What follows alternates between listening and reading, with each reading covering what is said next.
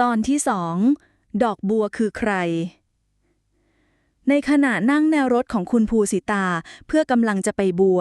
เธอนั่งด้านหน้ากับเด็กน้อยและคุยเล่นหัวเราะกันไปมาหญิงสาวผู้เป็นแม่เห็นเช่นนั้นก็อดยิ้มออกมาไม่ได้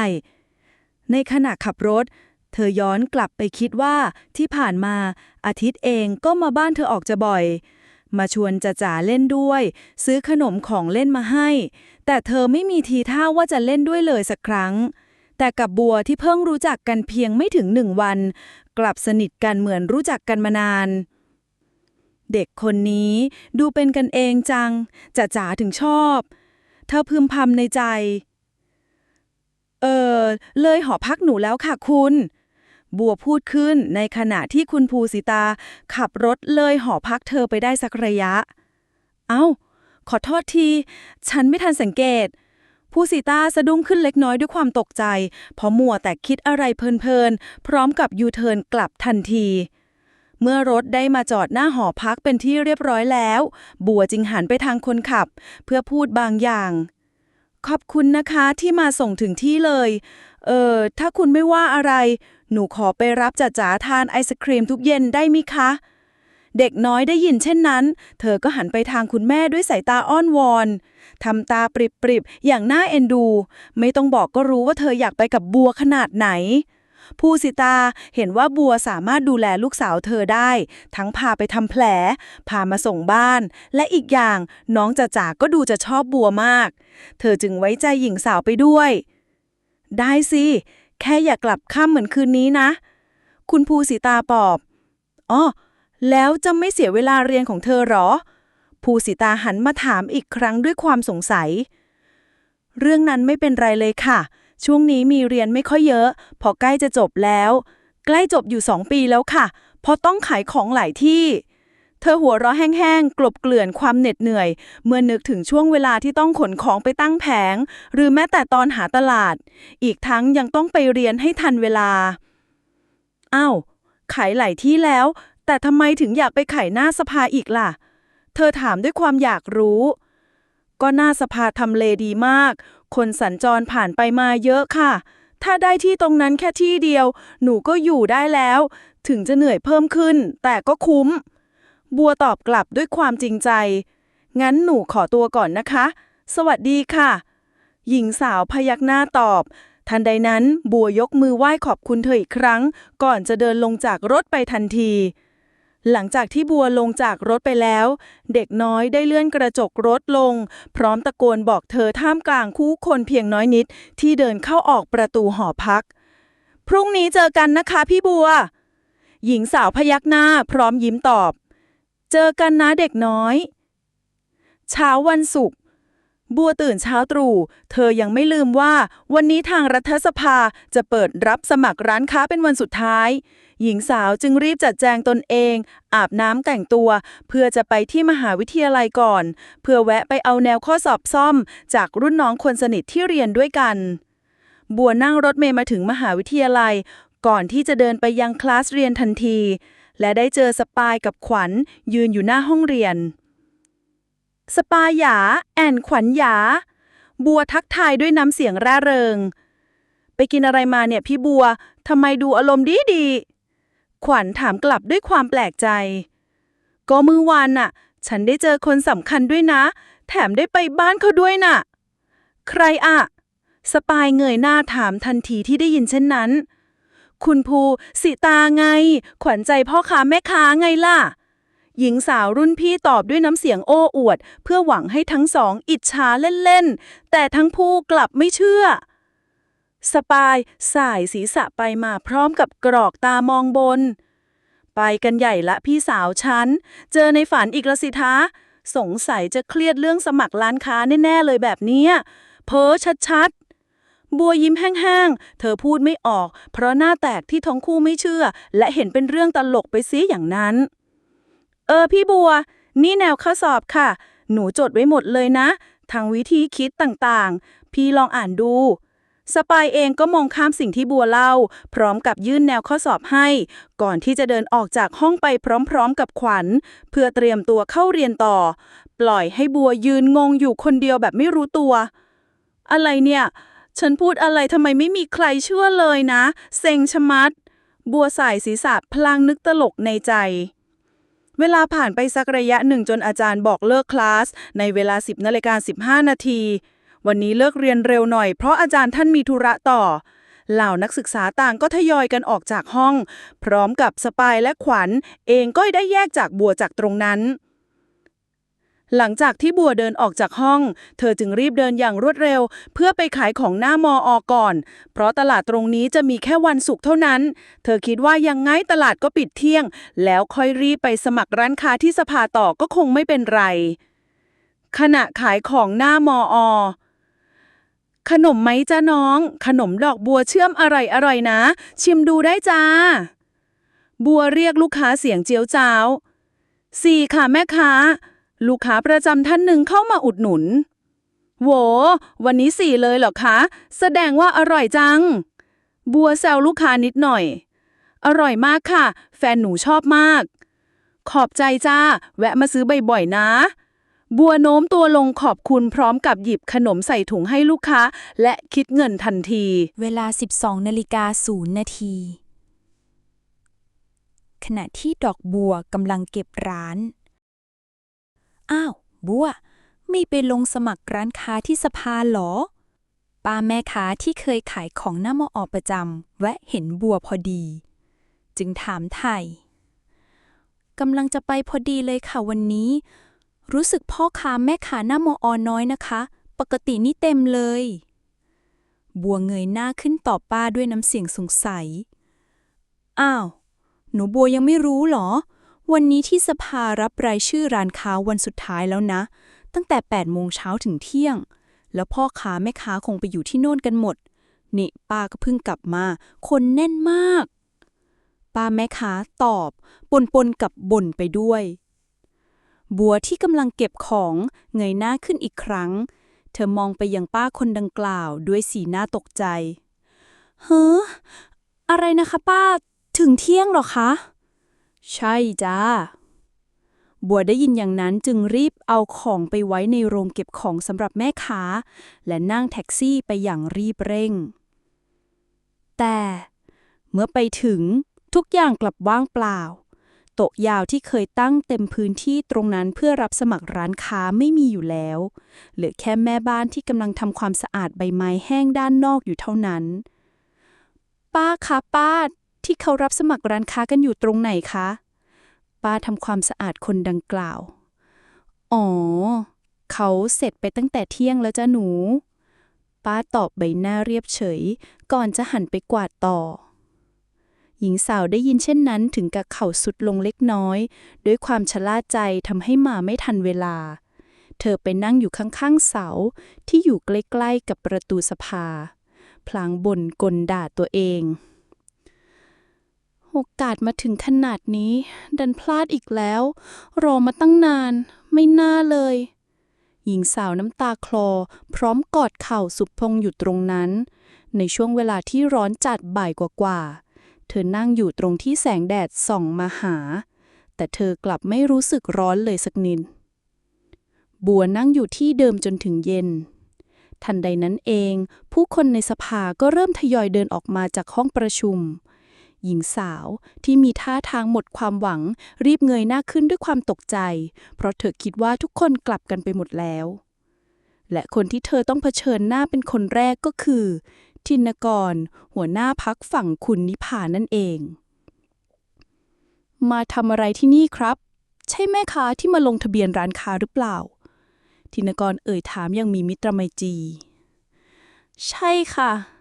แต่หนูมาไม่ทัน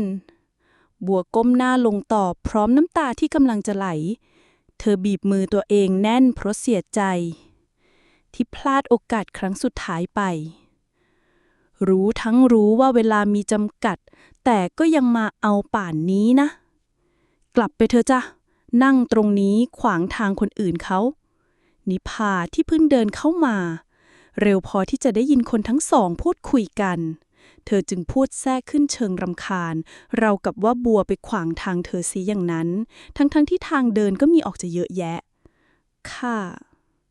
บัวตอบกลับพลางก้มหน้าลงด้วยความรู้สึกผิดไม่กล้าที่จะเงยหน้าขึ้นมองคนทั้งสองรวมถึงเหล่าสมาชิกคนอื่นที่ทยอยเดินออกมาก็เช่นกันทันใดนั้นเองภูสิตาและอาทิตย์ก็เดินออกมาจากห้องประชุมตามหลังมาจากสมาชิกท่านอื่นๆเอ๊ะตรงนั้นเขามีอะไรกันคะคุณอาทิตย์ทำไมคุณนิพายังไม่กลับอีกทั้งที่ออกมานานแล้วภูสิตาอ่านมาถามคุณอาทิตย์ไม่รู้สิเหมือนจะมีนักศึกษายืนอยู่ตรงนั้นด้วยแต่คงไม่มีอะไรหรอกครับเรารีบไปรับน้องจ๋าๆกันดีกว่าทั้งคู่กำลังจะไปที่รถแต่เมื่อภูสิตามองชัดๆอีกทีนั่นบัวนี่มาทำอะไรตรงนี้เธอพึมพำกับตัวเองก่อนจะเดินตรงไปที่นิพายืนอยู่พร้อมชายหนุ่มที่เดินตามเธอไปอย่างงุนงงบัวเข้ามาทำอะไรตรงนี้ภูสิตาถามด้วยความสงสัยคุณภูสิตาบัวอุทานด้วยความตกใจเธอไม่คิดว่าจะได้เจอหญิงสาวที่นี่ด้วยสถานการณ์แบบนี้อ้าวรู้จักกันด้วยหรอคะนิพาถามขึ้นพลางมองไปที่ทั้งคู่สลับกันเมื่อหญิงสาวสองคนมาเผชิญหน้ากันอีกครั้งทั้งนอกห้องประชุมสภา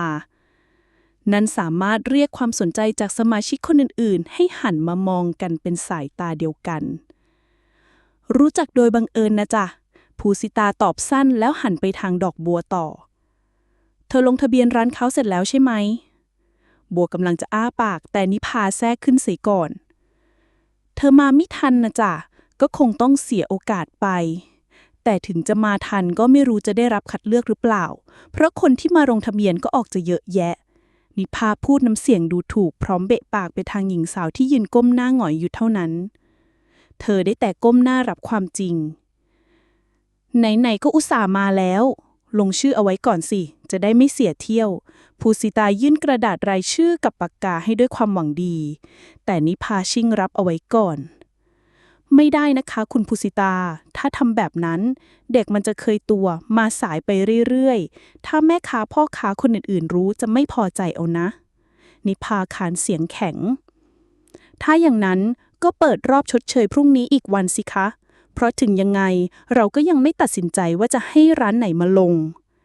ดีไหมคะคุณอาทิตย์ภูสิตาหันไปถามชายหนุ่มด้วยสายตาเชิงบังคับว่าต้องอยู่ข้างเธอเขาหันมองนิพาเล็กน้อยก่อนจะตอบว่าก็ดีนะครับไม่ได้เสียหายอะไรเปิดให้พรุ่งนี้อีกครึ่งวันจะได้เก็บรายชื่อพ่อค้าแม่ค้าที่ตกหล่นอยู่ได้บ้างอาทิตย์ตอบในขณะที่นิพาทำหน้าค่อนใส่เขางั้นพรุ่งนี้เราจะเปิดให้เวลาเดิมแล้วกันนะครับเดี๋ยวผมจะให้ฝ่ายโซเชียลเป็นคนประกาศให้ธินกรตอบพร้อมกับเดินแยกออกไปทุกคนที่ยืนอยู่ตรงนั้นต่างมองหน้ากันไปมานิพาได้ทีจึงพูดประชดขึ้นว่าคิดว่าโลกทั้งใบเป็นของเธอหรือไงเธอหันไปทำภูสิตาที่กำลังยิ้มให้ดอกบัวด้วยความดีใจภูสิตาหันมายังด้านนิพาก่อนจะตอบกลับด้วยความเป็นจริงว่าก็คุณเป็นคนบอกเองนี่คะว่าการทำแบบนี้จะทำให้เราเข้าถึงพ่อค้าแม่ค้าได้มากขึ้นฉันก็ทำตามที่คุณพูดแล้วนิพาได้ยินเช่นนั้นเธอก็ถึงกับพูดอะไรไม่ออกเพราะมันคือความจริงเธอจึงรีบเดินสะบัดออกจากตรงนั้นทันทีเพราะไม่อยากเสียหน้าไปมากกว่านี้เหลือเพียงแค่บัวภูสิตาและอาทิตย์ที่ยังคงยืนอยู่ตรงนั้นนี่เธอกำลังจะไปไหนหรือเปล่าภูสิตาถามบัวก็กำลังจะไปรับน้องจ๋าไปทานไอศครีมกันค่ะบัวตอบด้วยใบหน้ายิ้มแบบเหนื่อยๆเดี๋ยวฉันไปรับน้องจ๋าเองวันนี้เธอกลับไปพักผ่อนเถอะพรุ่งนี้มาให้ทันล่ะขอบคุณมากนะคะที่เธอช่วยหนูไว้ฉันถือว่าตอบแทนที่เธอช่วยลูกฉันไว้เมื่อวานนะภูสิตารับคำขอบคุณด้วยรอยยิ้มที่จริงใจก่อนจะเดินไปที่รถอาทิตย์มองหน้าบัวแวบหนึ่งด้วยความสงสัยว่าทำไมหญิงสาวถึงอยากจะช่วยเด็กคนนี้ถึงขนาดต้องยอมต่อปากต่อคำกับนิพาบัวมองไปยังหญิงสาวผู้มีน้ำใจเธอรู้สึกขอบคุณจริงๆถึงแม้ทางสภายังไม่ตัดสินใจว่าจะให้ร้านค้าไหนมาลงแต่เธอก็รู้สึกได้ว่าครั้งนี้ภูสิตาได้ช่วยเธอไว้ในเย็นวันนั้นบัวกลับมาหอพักของตัวเองด้วยร่างกายที่เหนื่อยล้าเพราะเธอทั้งลุ้นและกลัวมากตอนที่ได้เผชิญหน้ากับนิพา หญิงสาวที่ดูใจดีแค่ในจอทีวีบัวรีบเร่งแอร์ให้เย็นฉ่ำและทิ้งตัวนอนลงบนเตียงพลางเอามือก่ายหน้าผากข้างหนึ่งอีกทั้งยังบ่นกับตัวเองวันนี้วันซวยชะมัดแต่ยังดีที่พรุ่งนี้ยังมีโอกาสอีกวันหนึ่งหญิงสาวลุกขึ้นนั่งอีกครั้งร่างกายที่เต็มไปด้วยเหงื่อเริ่มเหือดแห้งไปเพราะลมแอร์เธอคว้ากระเป๋าใบโปรดมาเพื่อที่จะหยิบมือถือโทรหาใครสักคนซึ่งก็คือสปายรุ่นน้องที่เรียนด้วยกันนั่นเองฮัลโหลพี่บัวว่าเลยคะเสียงปลายสายตอบคือพี่จะบอกว่าพรุ่งนี้อาจจะไม่ได้เข้าเรียนนะบัวตอบด้วยน้ำเสียงเซ็งๆพลางทำหน้าบูบี้เอามือเท้าเก่งกันด้วยอ้าวทำไมล่ะคะมีเรื่องอะไรหรือเปล่าพี่ก็วันนี้พี่ไปลงทะเบียนร้านค้าไม่ทันนะสิเพราะเข้าใจผิดคิดว่าเขาเปิดทั้งวันที่ไหนได้เปิดครึ่งวันเองแต่โชคดีที่เขาจะมีการเปิดชดเชยอีกครึ่งวันพรุ่งนี้พี่ต้องพลาดไม่ได้แล้วบัวลุกขึ้นพูดกับปลายสายตอบด้วยเสียงฮึดสู้อ๋อก็ยังดีนะคะพี่ที่มีการเปิดชดเชยยังไงก็ไปให้ทันนะสิ้นสุดบทสนทนาทั้งคู่ก็ตัดสายไปหญิงสาวที่เหนื่อยมาทั้งวันอีกทั้งยังได้เจอเหตุการณ์ที่ชวนให้ลุ้นระทึกสะบัดหัวแรงๆเพื่อขจัดความกลัวที่เกิดขึ้นวันนี้ทำให้เธอมีแรงฮึดสู้อีกครั้งบัวทบทวนตัวเองอีกรอบว่าพรุ่งนี้ต้องพาอะไรไปบ้างเธอหยิบเอกสารทั้งหมดใส่กระเป๋าใบโปรดของเธอจับพลาดไม่ได้เด็ดขาดพรุ่งนี้ทุกอย่างจะต้องเพอร์เฟกต์คุณภูสิตาอุตส่าห์ช่วยพูดให้ฉันต้องเตรียมพร้อมว่าแล้วดอกบัวก็ตั้งนาฬิกาปลุกเตรียมไว้ก่อนจะรีบอาบน้ำและนอนพักผ่อนทันทีส่วนทางด้านของภูสิตาและอาทิตย์ทั้งสองกำลังเดินทางไปรับเจ้าจ๋าด้วยกันโดยต่างคนต่างขับรถของตัวเองไปทันทีที่มาถึงโรงเรียนของเด็กน้อยในบรรยากาศตอนเย็นที่เริ่มมีแสงแดดอ่อนๆเหมือนพระอาทิตย์กำลังจะลับฟ้าไปเด็กๆในโรงเรียนต่างก็เริ่มทยอยกันกลับบ้านเมื่อมองไปอีกด้านก็มีคุณครูท่านหนึ่งนั่งเล่นเป็นเพื่อนเจ้าจ๋าที่สนามเด็กเล่นภูสิตาจึงเดินนำหน้าอาทิตย์เข้าไปหาเด็กน้อยด้วยกันสวัสดีค่ะคุณครูขอบคุณนะคะที่อยู่เป็นเพื่อนน้องทุกเย็นเลยคุณแม่ผู้เป็นแม่เอ่ยคำขอบคุณด้วยรอยยิ้มแห้งๆเธอสังเกตเห็นว่าลูกสาวมีสีหน้าเศร้าๆอาจจะงอนที่มารับช้าส่วนอาทิตย์ที่ยืนอยู่ข้างหลังภูสิตาเพียงเล็กน้อยก็กำลังหันซ้ายหันขวามองดูเด็กคนอื่นที่เหลืออยู่กำลังเล่นกันอย่างสนุกสนานไม่เป็นไรเลยค่ะคุณแม่เป็นหน้าที่ของครูประจำชั้นอยู่แล้วคุณครูประจำชั้นตอบกลับก่อนจะโน้มตัวลงหาลูกศิษย์ตัวน้อยกลับบ้านดีๆนะคะน้องจ๊ะจ๋าคุณแม่มารับแล้วเด็กน้อยพยักหน้าตอบรับก่อนจะเดินไปหาคุณแม่เดี๋ยวเราไปทานสเต็กกันนะครับน้องจ๊ะจ๋าชายหนุ่มทักทายเด็กน้อยด้วยการชวนกันไปทานสเต็กสิ่งที่พวกเขาคิดว่าเป็นของโปรดของเธอจ๊ะจ๋านิ่งเงียบไปพลางจูงมือคุณแม่ไปที่รถขณะที่เพื่อนๆคนอื่นๆต่างก็หันมามองและโบกมือให้แต่เธอกลับไม่มีปฏิกิริยาตอบกลับใดๆเด็กน้อยเดินจูงมือคุณแม่ไปที่รถพลางเตะทรายเล่นไปด้วยพร้อมทั้งก้มมองเท้าตัวเองในขณะที่อาทิตย์ก็กำลังเดินตามหลังด้วยใบหน้าเซ็งๆเมื่อทั้งสองต่างก็ขึ้นรถของตัวเอง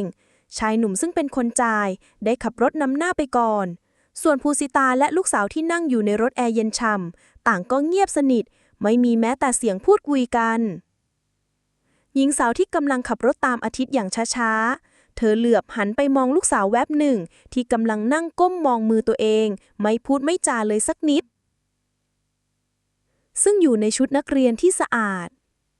เหมือนใหม่ไม่เปื้อนแม้แต่ดินหรือโคลนไม่เหมือนเด็กคนอื่นๆที่พอเลิกเรียนก็ต้องมีเปื้อนกันบ้างนั่นบ่งบอกว่าเธอไม่มีเพื่อนเล่นที่โรงเรียนเลยแม้แต่คนเดียวเมื่อทั้งสามมาถึงร้านสเต็กแห่งหนึ่งหน้าร้านประดับด้วยต้นไม้พลาสติกหลากหลายสีปลายร้านออกเป็นสีโทนแดงเข้มๆไปทางสีเลือดหมูลักษณะร้านเปิดโล่งไม่มีประตูมีโคมไฟด้านในหลากหลายสีข้างๆร้านมีป้ายเมนูเป็นป้ายใหญ่สวยงามไว้ประดับและเป็นป้ายที่สามารถบอกคนอื่นได้ว่าคุณได้มาถึงที่หมายแล้วทางเข้าออกของร้านมีพนักงานต้อนรับยืนอยู่เพื่อรอให้ทั้งสามเดินเข้าไปสวัสดีค่ะคุณลูกค้ามากี่ขั้นคะ พนักงานต้อนรับถามด้วยรอยยิ้มที่แสดงความเป็นมิตร 3. ครับอาทิตย์ตอบ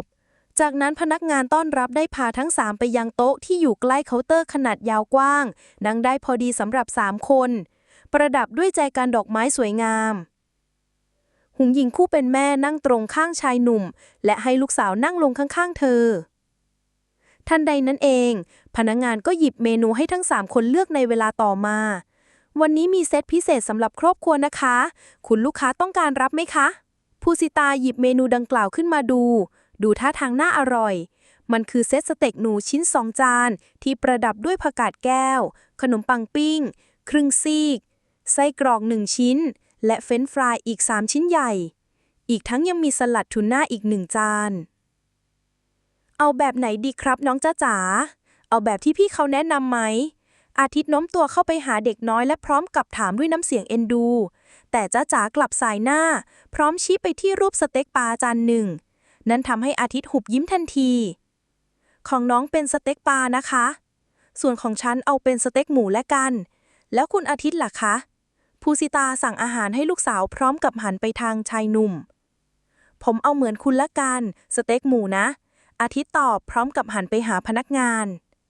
เมื่อสั่งอาหารกันเรียบร้อยทั้ง3คนก็นั่งรอกันอย่างเงียบๆบรรยากาศตึงเครียดยังไงไม่รู้เจ้าจ๋าซึ่งนั่งข้างๆคุณแม่นั่งเอามือเท้าค้างด้วยท่าทางเซ็งๆพลางมองรถที่กำลังวิ่งผ่านไปมาด้านนอกภูสิตาเองก็กวาดสายตาไปรอบๆสังเกตบรรยากาศภายในร้าน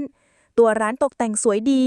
ดูแล้วสมกับที่เป็นร้านเปิดใหม่จริงๆพนักงานเดินกันยั่วเยี้ยเพราะพื้นที่ที่กว้างขวางลูกค้าท่านอื่นนั่งเต็มแทบทุกโต๊ะอื่นๆนั่งคุยกันเสียงดังอย่างสนุกสนาน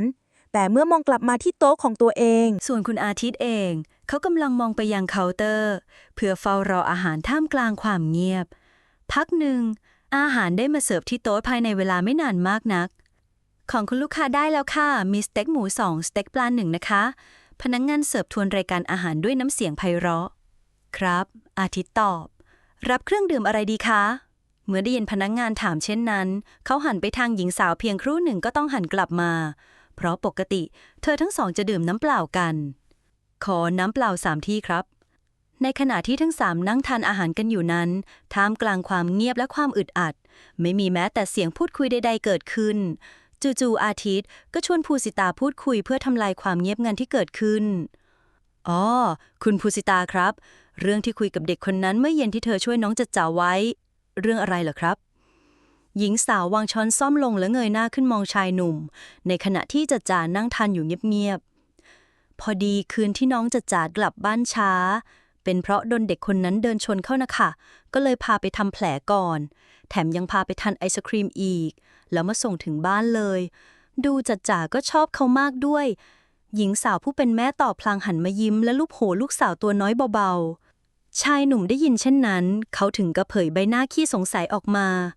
เจอกันไม่ถึง1 วันจัดจ๋าถึงกับชอบเลยเหรอครับไม่ธรรมดาจริงๆอาทิตย์ตอบด้วยน้ำเสียงน้อยใจเล็กน้อยสายตาหันไปมองเด็กน้อยครู่หนึ่งในขณะที่เธอนั่งทานสเต็กอย่างเงียบๆที่กับเราไปรับไปส่งมาตั้งเท่าไหร่ยังไม่เคยแม้แต่จะคุยด้วยขณะนั้นเองจัดจ๋าที่ได้ยินชื่อบัวเพียงครู่หนึ่งเธอก็หยุดทานสเต็กและวางมีดซ่อมลงทันทีพร้อมกับหันไปทางคุณแม่ที่นั่งอยู่ทางขวามือคุณแม่คะทำไมวันนี้พี่เขาไม่มาเหรอคะจัดจ๋าถามด้วยน้ำเสียงเศร้าหมองน้ำตาเคล้าคลอดวงตาเล็กน้อยวันนี้พี่เขาผงไม่ว่าวนะคะก็เลยมาเจอหนูไม่ได้ภูสิตาหันมาตอบลูกสาวที่กำลังจะร้องไห้แต่พี่บัวสัญญาแล้วว่าจะมาเด็กน้อยตอบด้วยเสียงที่เบาลงด้วยความน้อยใจที่พี่สาวคนดังกล่าวไม่ทำตามสัญญาที่เคยพูดไว้กับเธอด้วยไม่เป็นไรนะครับมากับลุงแทนก็ได้นะเด็กน้อยอาทิตย์พูดพร้อมกับยื่นมือออกไปเพื่อที่จะลูบศีรษะน้องจัดจ๋าเบาๆด้วยความเอ็นดูแต่เธอกลับหันหลบไปทางอื่นภูสิตาเห็นท่าไม่ค่อยดีเธอจึงรีบเปลี่ยนเรื่องคุยทันทีในขณะที่อาทิตย์เริ่มเสียอารมณ์เล็กน้อยจัดจ๋าอิ่มหรือยังลูกเอาอะไรไหมเด็กน้อยสายหัวไม่เอาอะไรแล้วค่ะหนูอิ่มแล้วน้ำเสียงเธอดูเศร้าบอกคุณแม่ว่าอิ่มแล้วทั้งที่อาหารยังเหลือเต็มจาน หญิงสาวผู้เป็นแม่ได้ยินลูกสาวตอบเช่นนั้นจึงหันไปมองชายหนุ่มที่กำลังดื่มน้ำหยิบทิชชู่ขึ้นมาทำความสะอาดพร้อมกับยกมือเพื่อเรียกพนักงานมาเช็คบิลในเวลาต่อมางั้นเรากลับบ้านกันนะคะภูสิตาพูดกับลูกสาวทั้งยังหันมายังชายหนุ่มด้วยครับมื้อนี้ผมจ่ายเองนะครับชายหนุ่มผู้วังมาสสุภาพบุรุษเผยรอยยิ้มแห้งๆพร้อมกับหยิบกระเป๋าเงินขึ้นหญิงสาวได้ยินเช่นนั้นจึงหันมายังลูกสาวทันทีขอบคุณคุณลุงอาทิตย์หน่อยสิจ๊ะจ๊ะจ๋าถ้าลูบศีรษะเด็กน้อยเบาๆจ๊ะจ๋าเพียงแค่ยกมือไหว้เพื่อขอบคุณด้วยใบหน้าที่ยังคงบึ้งตึงไม่ได้พูดอะไรต่อหลังจากนั้นทั้งสามก็ได้เดินออกจากร้านเพื่อแยกย้ายกันกลับบ้านทันทีอาทิตย์ที่กำลังเดินนำหน้าไปขึ้นรถก่อนเขาเสียอารมณ์เล็กน้อยที่ลูกสาวของภูสิตาแสดงพฤติกรรมเช่นนั้นจริงๆนี่ก็ไม่ใช่ครั้งแรกที่จ๋าจ๋าไม่ยอมพูดคุยกับเขาแต่เมื่อเขามารู้ว่าบัวเด็กผู้หญิงซึ่งรู้จักกันได้ไม่นานกลับสนิทกันได้อย่างง่ายดายเขาจึงมีอารมณ์หงุดหงิดไม่น้อยส่วนภูสิตาและลูกสาวก็พากันขึ้นรถเพื่อกลับบ้านพักผ่อนทันทีในขณะเดียวกันทางด้านอาทิตย์ที่กำลังขับรถกลับคอนโดเพื่อพักผ่อนท่ามกลางการจราจรติดขัดบนท้องถนนเขาเหนื่อยล้าเหลือเกินอยากเอนหลังนอนยาวๆบนเตียงนุ่มๆเต็มที่ทันใดนั้นเสียงโทรศัพท์ของเขาก็ดังขึ้นชายหนุ่มหยิบขึ้นมาดูเพื่อดูว่าใครโทรมาซึ่งนั่นก็คือนิพพาภรรยาของเขานั่นเองฮัลโหลว่าไงคุณเขาตอบปลายสายด้วยน้ำเสียงเซ็งๆคุณอยู่ไหนมาหาฉันที่บ้านหน่อยได้หรือเปล่าได้ครับผมเพิ่งแยกกับคุณภูสิตาพอดีชายหนุ่มวางสายทันทีเมื่อสัญญาณไฟเปลี่ยนเป็นสีเขียวขึ้นมาเขาก็รีบกลับรถไปหาคุณนิพาที่บ้านทันทีในใจเขารู้อยู่แล้วแหละว่าคุณนิพากำลังสงสัยอะไรอยู่ตัวเขาเองก็อยากเล่าใจจะขาดเมื่อชายหนุ่มมาถึงบ้านของนิพามีแม่บ้านคนหนึ่งออกมาเพื่อเปิดประตูรั้วบานใหญ่พ้นศีรษะที่ปิดอยู่พร้อมกับขับรถเข้าไปจอดด้านในตรงลานน้ำพุทันทีบ้านของนิพามีพื้นที่กว้างขวางเป็นบ้าน2 ชั้นและตัวบ้านค่อนข้างยาวมีสนามหญ้าอยู่รอบๆบ้านท่ามกลางต้นไม้สูงใหญ่หลังบ้านมีสระน้ำขนาดกลางอยู่มีโต๊ะสำหรับนั่งเล่นกินลมชมวิวอยู่ข้างสระเมื่อชายหนุ่มเดินเข้าไปในบ้านมีแม่บ้าน3 คนพร้อมทั้งคนรถอีก1 คนยืนต้อนรับอยู่หน้าประตูเมื่อมองขึ้นไปบนเพดานบ้านซึ่งประดับด้วยโคมไฟหรูหราจากฝรั่งเศสชายหนุ่มเดินตรงเข้าไปในห้องทำงานของนิพาที่อยู่ชั้น2ซึ่งห่างจากห้องนอนลูกชายเพียงห้องเดียวเขาเดินขึ้นบันไดที่สูงและชันขึ้นกว่าจะถึงห้องทำงานนิพาเล่นเอาหอบกันเลยทีเดียวง่ายคุณกว่าจะมาถึงรถติดมากชายหนุ่มเปิดประตูและทักทายในขณะที่หญิงสาวนั่งอยู่ที่โต๊ะทำงานของตัวเองโดยท่าทางที่กำลังครุ่นคิดอะไรบางอย่างอยู่เมื่อหญิงสาวเห็นสามีของเธอจึงลุกขึ้นจากเก้าอี้เพื่อมานั่งที่โซฟาซึ่งอยู่ตรงข้ามกับโต๊ะทำงานพลางตบโซฟาเบาๆเพื่อเป็นการบอกให้เขามานั่งด้วยคุณคิดว่ามันแปลกไหมนิพาถามขึ้นอาทิตย์ที่ไปนั่งด้านข้างภรรยาเขารู้ทันทีว่าเธอกำลังคิดเรื่องอะไรอยู่ผมว่าเราน่าจะสงสัยเรื่องเดียวกันนะ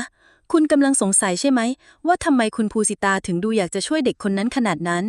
อาทิตย์หันไปยังหญิงสาวพร้อมกับยิ้มมุมปากคุณรู้เหรอรู้สิวันนี้ผมถามมาแล้วแต่ก็ดูไม่ใช่เรื่องใหญ่อะไรนะเรื่องอะไรกันเล่าให้ฉันฟังหน่อยสิคะนิพาถามด้วยท่าทางที่เริ่มจะโมโหโอเคคืองี้เด็กคนนั้นช่วยทำแผลให้จ๊ะจ๋าในวันที่โดนเด็กนั่นเดินชนล้มลงเนี่ยครับแล้วยังพาไปทานไอศครีมกันอีกแถมพาไปส่องที่บ้านด้วยปกติยายเด็กเก็บกดนั่นยอมไปกับคนแปลกหน้าที่ไหนกันละคุณติดแม่ขนาดนั้นแล้วดูท่าทางจ๊ะจ๋าจะชอบเด็กที่ชื่อบัวมากด้วยสิตาเห็นแบบนั้นเขาก็เลยไว้ใจไปด้วยมั้งอาทิตย์เล่ายาวด้วยน้ำเสียงหมั่นไส้อ๋อแบบนี้นี่เองสิตาไว้ใจคนง่ายกว่าที่คิดนะคะแล้วนี่คุณจะโมโหทำไมก็คุณดูสิผมเลี้ยงสเต็กทุกเย็นชวนคุยด้วยไปเล่นด้วยที่บ้านก็ไม่ยอมเล่นด้วยสักครั้งพอมีคนอื่นมาแค่ไม่ถึงวันกลับเอาใจจ๊ะจ๋าไปได้ชายหนุ่มตอบด้วยน้ำเสียงหงุดหงิดนี่คุณจะไปสนใจทำไมลืมไปแล้วเหรอว่าเรากำลังทำอะไรอยู่อย่าบอกนะว่าแอบมีใจให้มันจริงๆนิพาถามพร้อมกับลุกขึ้นด้วยความโมโหจนเขาสะดุ้งหยงไปผมขอโทษอาทิตย์เอ่ยคำขอโทษด้วยสีหน้ามุนงงพ่อนั่นคอมผมนะพ่อมายุ่งอะไรกับผมเนี่ยไปหาเมียน้อยนู่นไป สุริยะพูดประชด อีกทั้งยังผลักไสไล่ส่งพ่อของเขา โดยสภาพที่ยืนเอาผ้าห่มมาคลุมท่อนล่างเอาไว้เพียงผืนเดียว นี่แกพูดอะไร เมียน้อยอะไรฮะ เขาเดินเข้าไปใกล้ลูกชายเรื่อยๆ ก็ยายสสนักการเมืองนั่นไง เห็นปกติสนใจแต่มัน ไม่เคยจะมาสนใจผมกับแม่ ทำไมวันนี้ถึงมาได้ ชัยผู้เป็นพ่อทำท่าจะเดินเข้าไปตบหน้าลูกชายเพื่อเรียกสติ แต่ทันใดนั้นเอง นิพาที่ได้ยินเสียงดังเข้าจึงออกมาดู และได้พบว่าทั้งคู่กำลังทะเลาะกันอยู่ นี่ทั้งสองเกิดอะไรขึ้น คุณนิพามองทั้งคู่สลับกัน เธอมีสีหน้าตกใจเมื่อเห็นลูกชายอยู่ในสภาพนั้น ก็พ่อนะสิมาพังคอมผม เอาเวลาไปดูแลลูกเมียน้อยนุ่นไป สุริยะตะคอกใส่คุณอาทิตย์อีกครั้ง อาทิตย์ทนไม่ไหวกำลังจะเดินเข้าไปหาเจ้าลูกชายปากดีด้วยท่าทางที่โมโหสุดขีด ไอ้สุริยะ หญิงสาวเห็นท่าไม่ดีจึงรีบเข้าไปห้ามและคว้าแขนเขาเอาไว้ คุณใจเย็นๆก่อน คุณมีงานต้องทำต่อไม่ใช่หรอ กลับไปก่อนเถอะนะ เธอรีบตัดบทให้คุณอาทิตย์กลับไปก่อน เพราะไม่อยากให้สุริยะรู้เรื่องนี้ อาทิตย์ได้ยินเช่นนั้นจึงพยายามสงบสติลง ก่อนที่จะเดินออกไปจากห้องพร้อมๆกันกับภรรยา ปั้ง เสียงปิดประตูอย่างสุดแรง คุณบอกอะไรลูกไปบ้าง นิพาถามขึ้นขณะที่ทั้งคู่ได้เดินลงไปข้างล่างจนถึงประตูทางออกแล้ว ยัง เขาตอบสั้นๆ ความโมโหค่อยๆจางลงทีละนิด ดีแล้วล่ะค่ะ ฉันยังไม่อยากให้ลูกรู้เรื่องนี้ งั้นคุณกลับไปก่อนเถอะ ฉันไปดูลูกก่อน คุณ ฉันวานอะไรหน่อยสิ นิพาเรียกอาทิตย์ขึ้นขณะที่เขากำลังจะหันหลังไป อะไรอีกล่ะ ฉันอยากให้คุณช่วยดูให้หน่อยว่ายายเด็กที่ชื่อบัวนั่นเป็นใครมาจากไหน เผื่อมันอาจจะเป็นกุญแจสำคัญกับเรื่องที่เรากำลังทำอยู่ก็ได้ ได้สิ ผมจะพยายามหาข้อมูลมาให้ได้เยอะที่สุดละกัน สิ้นสุดบทสนทนา เขาก็เดินไปที่รถทันที ส่วนนิพาเองก็เดินกลับบ้านหลังจากเธอยืนคิดเรื่องบัวอยู่สักพัก